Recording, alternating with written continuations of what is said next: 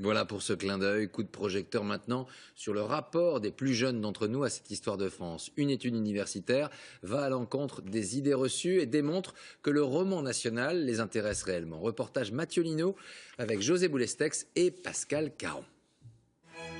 Quelles sont les dates clés de l'histoire de France? Qui en sont les grands personnages? C'est ce questionnaire géant qui a été posé à près de 6000 élèves. Et nous avons voulu faire le test à l'échelle d'une classe. Voilà ce que ça donne. Napoléon. Louis XIV. Louis XIV. Napoléon peut-être. Louis XIV et Louis XVI, même si je les aime pas vraiment. Qu'ils les aiment ou non, les élèves connaissent les grands hommes. Ce sont souvent les mêmes qui reviennent. L'étude fait même un classement des plus connus. Sur la première marche du podium, le roi Soleil, Louis XIV, puis Napoléon, Charlemagne, ensuite un autre Louis, Louis XVI, puis le roi Clovis et le général de Gaulle avec son fameux képi. Ce que racontent les collégiens, les lycéens, ce sont aussi des grands événements, ceux qui ont construit la France et son identité. La Révolution française, on a réussi à obtenir ce qu'on voulait.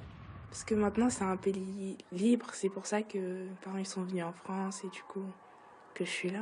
La guerre de 100 ans, c'est une guerre super longue, comme le nom le dit. Ça montre aussi qu'on a eu différents territoires, que la France n'a pas été la même pendant tous ces siècles. La guerre 14-18, ça m'a beaucoup marqué parce que c'est une guerre qui a vraiment montré à quel point on pouvait être les hommes pouvaient être cruels les uns envers les autres.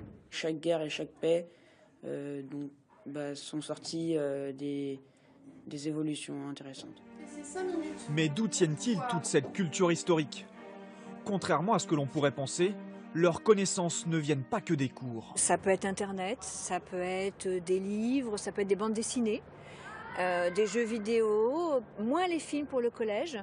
Mais de temps en temps, voilà, ils me disent « Mais madame, est-ce que c'est vrai qu'il y a telle chose? Est-ce que c'est vrai ?» Donc il y a parfois des erreurs à rectifier, il y a parfois des choses effectivement à confirmer. Et de cette histoire de France, les jeunes en sont-ils fiers? Oui, selon l'étude, comme dans ce lycée où l'on commémore chaque année le 11 novembre. Je suis très fier d'appartenir à cette France de Charles de Gaulle, de Simone Veil. Pourquoi? Parce que je me reconnais dans ces personnages. J'en suis fière parce que ça nous donne en fait des exemples encore pour aujourd'hui, pour le 21e siècle. Ça nous donne des modèles à suivre. D'avoir des piliers comme ça, c'est réconfortant.